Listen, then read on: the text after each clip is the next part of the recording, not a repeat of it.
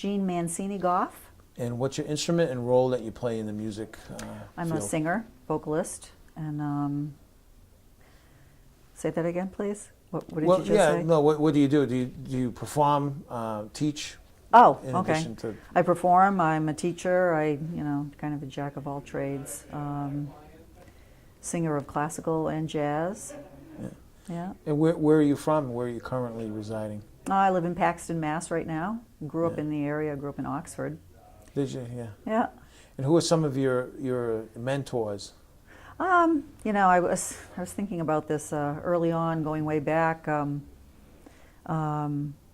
had a dear uncle, Uncle George Allen, and I guess there were a couple of George Allens from Worcester, but my uncle George, he had a jazz combo, and so when I was pretty young, 15, 16 years old, I would go out and, do gigs with him. And so so he was probably the first, that I really had. Was he a pianist? He was a pianist, yeah. And so that was, that was the first that I really started getting into jazz. But early on, at home we had jazz music playing at the house all the time. My parents were, of that era, of the big band, era. So. And you studied classical vocals. I studied classical. My high school experience was pop jazz based. Actually, Marty Gilman was one of my teachers in high school, and then when I decided to go into music, I went into classical music, classical voice, and studied it for years and years, and sang it. And Who'd you study that with? I went locally to Anna Maria College and studied with Malama Robbins. And then after college, I had a great voice teacher right here in the Worcester area, Ruth Cooper, and studied with her for years, did studies and coaching and whatnot. So, the voice got really solid as far as my technique, being able to really sing high, low, and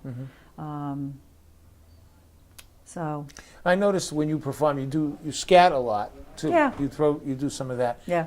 Did you study that, or is that something you picked up on your own? I did study it somewhat.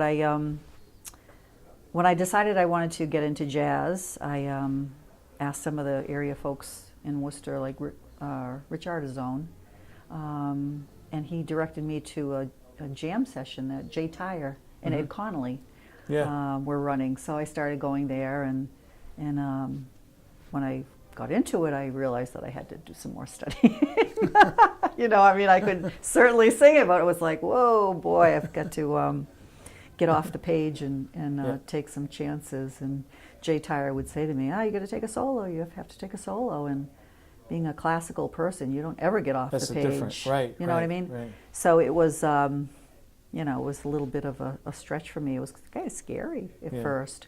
So, so I went. I actually studied with Jay for a little bit. I studied with him. I did some jazz theory and improv. And then I went up to the Vermont Jazz Center, and studied up there for 3 summers, and learned more about what I was doing. And Excellent. Yeah. Good. Now, how can we reach a broader audience for this genre? Any ideas on that? It's tough right now because the taste of music, like the general public, they're so inundated with pop and rock, and it's almost like jazz it's more of a sophisticated music. You have to listen to it more. Of course, it's entertaining in itself, but it takes a little bit of your ear getting used to more of the complexities of it. So I think it's just a matter of trying to get out there and maybe doing some of the difficult stuff with some of the more listenable stuff.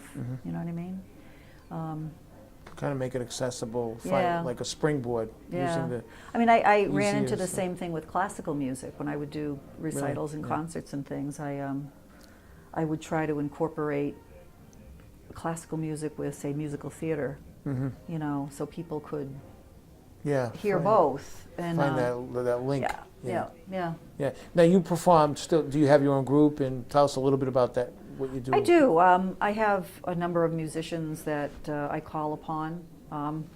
Yourself, is one, and I've just had over the years different players that I've played with, and some I still play with, and I call upon those people. And so my larger group, when I put that together, we call ourselves Jazzin' About Town, and but for smaller amount of people or number of players, I play with a couple of different people that I call upon. Yeah. Yeah. Well, thank you so much. I know you teach school during the day I too, do. right? So Yeah. it's I kind of teach. so. How important is performance to you in your life? Oh, very much so. I mean, I teach music. I'm blessed to be have a career where I'm in it all the time. So I teach public school music, and I also teach private lessons, voice lessons, and so. I'm sorry, tell me your last question again. Yeah, no, how important is that? How important is that to you? Oh, very, very Yeah. important to be a performer and be Yeah. a teacher. I think it's really important because you're always remaining fresh.